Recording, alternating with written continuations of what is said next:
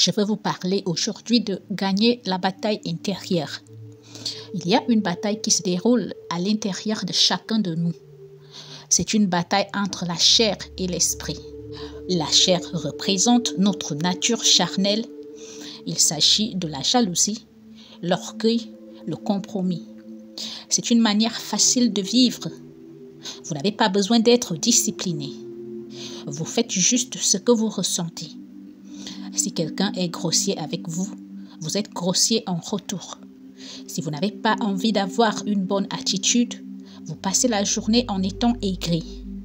Et quand vous voyez cette tarte à la crème de coco, vous n'y réfléchissez pas deux fois, vous mangez votre 4e part. La chair veut dominer, elle veut avoir du contrôle. L'Écriture dit, si vous vivez selon la chair, remarquez que la chair est décrite comme un dictateur. Que fait un dictateur? Il prend toutes les décisions à votre place. Il vous dit quoi faire et quand le faire. Vous ne faites qu'obéir aux ordres. Et si vous êtes bloqué dans un embouteillage, votre chair vous dira de vous énerver et cela gâche votre journée. Beaucoup de gens suivent les dictats de la chair. Comme un bon soldat, oui monsieur, tout de suite. Ils sont contrariés et leur journée est gâchée. Ou au bureau, quelqu'un vous laisse de côté, ne vous invite pas à la réunion, la chair vous dit de vous vexer. Ça, ce n'est pas bien et ils se sentent offensés, la puce à l'oreille. Le problème, c'est que si vous continuez à céder à la chair, le verset dit que vous mourrez. Cela ne voudrait pas dire que vous mourrez physiquement, mais vos rêves mourront. Vos relations ne s'épanouiront pas. Vos dons ne se manifesteront pas comme ils le devraient. Quel est le problème? Vous laissez la chair gagner la guerre chaque fois que vous êtes tenté de faire des compromis, d'être paresseux, de céder à la tentation. Il y a une autre option qui est de marcher par l'esprit. Cela signifie que vous faites ce qu'il faut quand c'est difficile. Vous vous mordez la langue quand quelqu'un est grossier. Vous restez fidèle dans votre relation quand quelqu'un essaie de s'éloigner de vous. Ce qui limite certaines personnes, ce n'est pas qu'elles n'ont pas de talent. Ce n'est pas qu'elles n'ont pas de faveur de Dieu. C'est juste parce qu'elles continuent à s'aimer pour la chair. Ne continuez pas à céder aux choses qui vous empêchent d'avancer. La prochaine fois que vous serez tenté d'être jaloux, de trouver des fautes, de dire quelque chose de critique, dites à votre chair non. Je ne vais pas aller dans ce sens. Je vais être heureux pour eux. Je vais voir ce qu'il y a de meilleur chez les gens. Lorsque vous avez envie de rester éveillé toute la nuit pour jouer à des jeux vidéo, dites à votre chair, pas ce soir, je vais me coucher. Je vais prendre soin de moi. La prochaine fois que ces amis qui vous tirent vers le bas et qui vous poussent à faire des compromis vous appellent, dites-leur, désolé, j'ai un empêchement. Je ne veux pas sortir ce soir. Cessez de laisser la chair vous dicter votre conduite. Vous devez prendre votre vie en main. La chair ne vous mène nulle part de manière productive. Paul dit dans Galates chapitre 5 que ces deux forces se battent constamment l'une contre l'autre et que vos choix ne seront jamais exempts de ce conflit. Je ne voudrais pas vous déprimer, mais c'est une bataille qui ne disparaîtra jamais. Vous pouvez être croyant pendant 50 ans. Vous avez grandi, mûri, mais vous devrez toujours faire face à la chair. Vous ne pouvez pas la vaincre une fois et elle est vaincue. Elle reviendra encore. C'est une chose à laquelle nous devons nous habituer. Non, je ne vais pas laisser ma chair dire tout ce qu'elle veut. Non, je ne vais pas mordre à l'hameçon et me laisser offenser par cette personne qui m'a fait du tort. Je ne vais pas baisser la garde et être malhonnête dans cette affaire. Êtes-vous en train de gagner la bataille intérieure? Vivez-vous par l'esprit en prenant des décisions qui honorent Dieu? Ou bien laissez-vous la chair gagner en faisant ce que vous ressentez? Vous devez sortir la chair du trône. Cessez de la laisser déterminer vos décisions. Nous avons vu des pays étrangers où il y a un dictateur, où la personne en charge opprime le peuple, le pousse vers le bas. Il n'y a pas de démocratie. Les gens ne peuvent pas l'expulser. Alors, ils doivent prendre des mesures drastiques. Le peuple se lève et renverse le dictateur.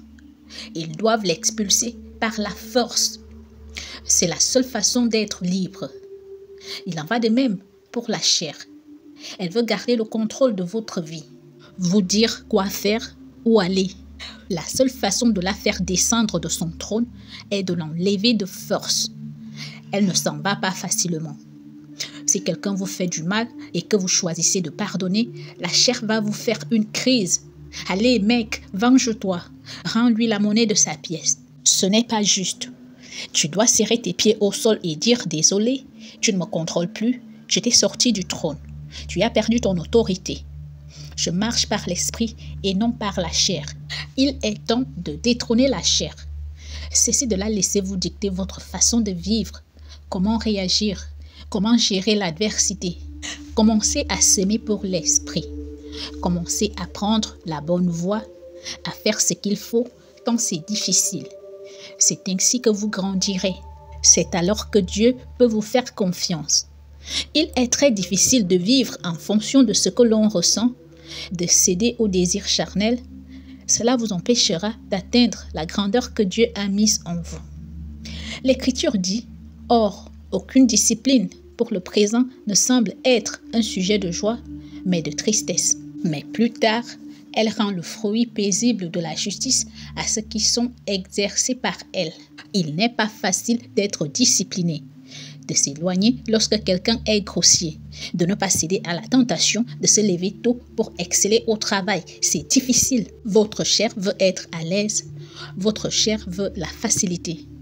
Mais vous ne pouvez pas être à l'aise tout le temps et accomplir votre destinée. Si vous faites ce qui est difficile maintenant, plus tard, vous verrez des bénédictions et des faveurs que vous n'avez jamais vues. Mais la chair veut toujours une gratification immédiate. Si je dis du mal de cette personne, je me sentirai bien tout de suite. Si j'achète cet article dont je ne peux pas me permettre, si je fais la grasse matinée et je fuis le travail, je me sentirai bien tout de suite. Mais il est important d'y réfléchir pour l'avenir. Nous devrions grandir. Nous devrions être plus avancés aujourd'hui qu'il y a 5 ans. Et si je continue à me battre contre mon tempérament de la même manière qu'il y a des années, alors je laisse ma chair sur le trône. Si je suis toujours offensé, contrarié, jaloux de la même manière qu'il y a des années, alors je laisse la chair dicter ma vie. Je ne dis pas que nous devons être parfaits, mais que nous devons progresser. Lorsque Victoria et moi venions de nous marier, nous étions sur le point d'aller quelque part. Je lui demandais si elle était prête et elle me répondait « Oui, je suis prête ». Je montais alors dans la voiture et j'attendais, et j'attendais, et j'attendais, et j'attendais. Elle ne venait jamais. J'étais tellement stressée. Je retournais à l'intérieur, mais je croyais que tu m'as dit que tu étais prête. Elle disait « Je suis prête ». Et je disais « Eh bien, ça te dérangerait de venir dans la voiture ?» Je n'aimais pas attendre. J'avais l'habitude de prier Dieu pour la changer. Je disais « Dieu, aide-la à se dépêcher ». Ce qui est drôle est que Dieu ne l'a jamais changé, mais il l'a utilisé pour me changer. Dieu n'enlève pas tout ce qui est inconfortable. S'il le faisait, nous ne grandirions jamais. Au lieu de prier Dieu de changer l'autre personne, j'ai appris à prier Dieu de me changer, de m'aider à m'élever, de m'aider à être plus patient, de m'aider à rester en paix. Même aujourd'hui, lorsque je suis coincé dans les embouteillages ou dans une longue file d'attente à l'aéroport, cette impatience essaie toujours de revenir sur le trône et de dicter ma vie. Vous ne gagnerez jamais la bataille une seule fois et vous aurez terminé. Ces forces s'opposent constamment. C'est pourquoi l'apôtre Paul dit « Chaque jour, je meurs ». Maintenant, Paul a écrit la moitié des livres du Nouveau Testament. C'est l'un des héros de la foi. On pourrait penser qu'il est si puissant, si mûr qu'il n'aurait pas à se battre contre ses problèmes. Pourtant, il a dit « Chaque jour, je dois retirer ma chair du trône. Chaque jour, je dois renoncer à mes désirs charnels. » Quelques années après avoir été impatient, laisser les choses me frustrer, j'ai essayé une tactique différente. Quand Victoria dit qu'elle est prête, c'est comme un avertissement de 2 minutes au football. L'horloge indique 2 minutes, mais vous savez que cela va durer 20 minutes au moins. Avec les temps morts, les rediffusions, les publicités. Maintenant, quand elle dit qu'elle est prête, je vais m'asseoir, faire un sandwich, m'entraîner, aller à l'épicerie, tondre la pelouse et je ne la regarde pas en ce moment. Beaucoup de choses qui nous frustrent sont en fait des occasions de grandir. Sortez la chair du trône. Ne réagissez pas de la même manière que vous l'avez fait ces 20 dernières années. Étant impatient, frustré, vous disputant avec votre conjoint, c'est commencer à mourir chaque jour. Comme Paul, nous avons tous des domaines où nous laissons la chair nous dicter notre conduite. Si nous commencions à marcher par l'esprit, à ne pas accepter d'être mal à l'aise, à garder notre bouche fermée, à attendre avec une bonne attitude, c'est alors que vous grandissez. C'est alors que Dieu peut vous confier plus d'influence, plus de faveur, plus de ressources. Je sais qu'il y a beaucoup de batailles à l'extérieur, mais ma question aujourd'hui est la suivante. Gagnez-vous la bataille intérieure? Marchez-vous par l'esprit et non par la chair? Marchez-vous par l'esprit et non par la chair? Quand vous avez donné votre vie au Christ, quand vous êtes né de nouveau, l'Écriture dit que vous êtes devenu une nouvelle créature. L'ancienne a disparu. J'aimerais vous dire que cela signifie que vous n'aurez plus jamais de désirs charnels. Vous n'aurez plus jamais envie d'être jaloux, d'être grossier, de vous plaindre. Le vieil homme est peut-être mort, mais j'ai appris un secret. Parfois, il ressuscite. Lazare n'est pas le seul à être revenu à la vie. Votre vieille nature se relèvera d'entre les morts. Éphésiens chapitre 4 dit « à être renouvelé dans l'esprit de votre intelligence et à revêtir l'homme nouveau ». Même si vous êtes une nouvelle créature, vous devez vous débarrasser du vieil homme. Chaque jour, le vieil homme essaye de se relever et de diriger votre vie. Nous voyons cela avec Pierre. Il était un disciple fidèle, fort, engagé. Jésus lui a dit « Tu es Pierre, sur cette pierre, je bâtirai mon église ». Dieu avait une grande confiance en Pierre.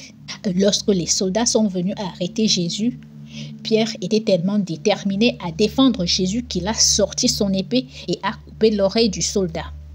Mais un peu plus tard, quand Jésus fut amené à la maison du grand prêtre, Pierre nia avoir connu Jésus. Une jeune fille lui dit « Je sais que tu es l'un de ses disciples ».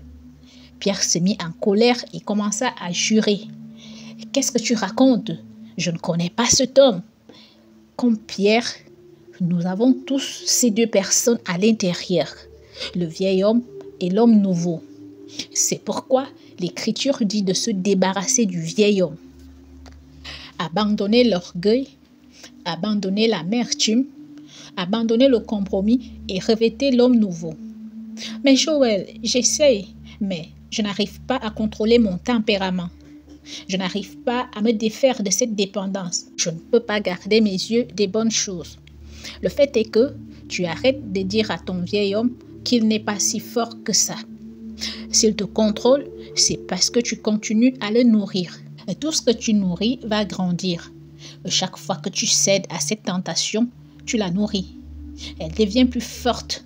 Chaque fois que vous êtes offensé, que vous êtes impatient, que vous dites des choses que vous ne devriez pas dire, vous nourrissez le négatif. Faites-vous une faveur.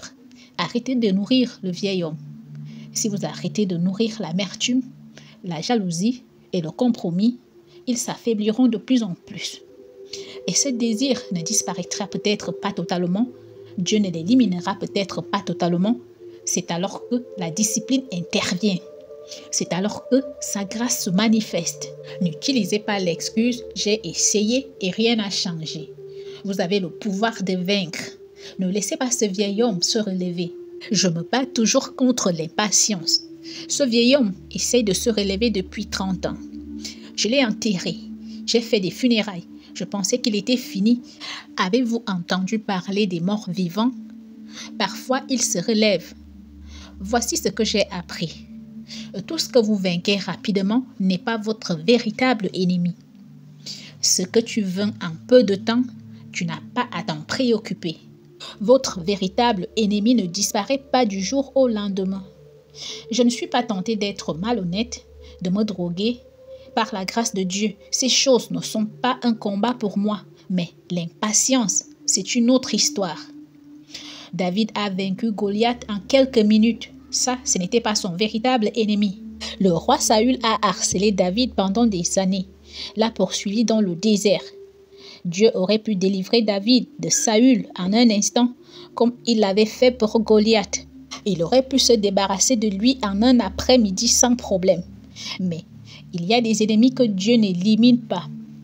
Certaines tentations, certains désirs ne disparaissent pas. Si Dieu ne les élimine pas, cela signifie que la grâce est là pour tenir bon et y faire face. Dieu ne l'aurait pas permis si cela devait t'empêcher d'accomplir ta destinée. Demande-lui de t'aider. Demande-lui la force. Lorsque vous admettez votre dépendance à son égard, vous vous humiliez. Vous dites, Dieu, je ne peux pas faire ceci tout seul. Je ne peux pas vaincre ce géant. Il ne disparaîtra pas.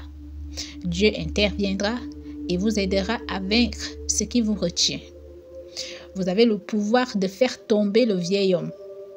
Ne le laissez pas vous empêcher d'atteindre votre grandeur. Ne laissez pas la chair rester sur le trône. La force qui est en vous est plus grande que toutes les forces qui essayent de vous arrêter. Commencez à revêtir l'homme nouveau. Père, je te dis merci de ce que je suis fort, de ce que je suis discipliné, de ce que je suis ouin, favorisé, de ce que je peux prendre des décisions qui t'honorent. Dans 1 Samuel chapitre 25, David et ses hommes étaient partis protéger la propriété d'un homme nommé Nabal. C'était un homme riche qui possédait beaucoup de moutons. C'était l'époque de l'année où l'on tondait les moutons. Il avait une grande récolte. Il faisait une grande fête. Alors, David a envoyé quelques hommes demander à Nabal s'il pouvait leur donner de la nourriture et de l'eau alors qu'il gardait sa propriété. On aurait pu penser que Nabal serait reconnaissant, heureux de le faire, mais ça a été tout le contraire. Il s'est montré très impoli et a manqué de respect aux hommes de David. Les commentaires disent que Nabal était un homme dur, têtu, colérique et qu'il passait la majeure partie de sa vie en état d'ébriété. Il a dit aux hommes de David, « Je ne vous dois rien, je ne vous ai pas demandé de me protéger. Que faites-vous sur ma propriété ?» Il les renvoya les mains vides. Lorsque David apprit comment Nabal les avait insultés, il fut furieux. Il dit à ses hommes de prendre leurs épées et d'aller les attaquer. La femme de Nabal, une jeune femme nommée Abigail, n'était pas seulement belle, elle était aussi très sage. Elle chargea des ânes de nourriture et d'eau et se dirigea vers David. Ils se rencontrèrent sur la route.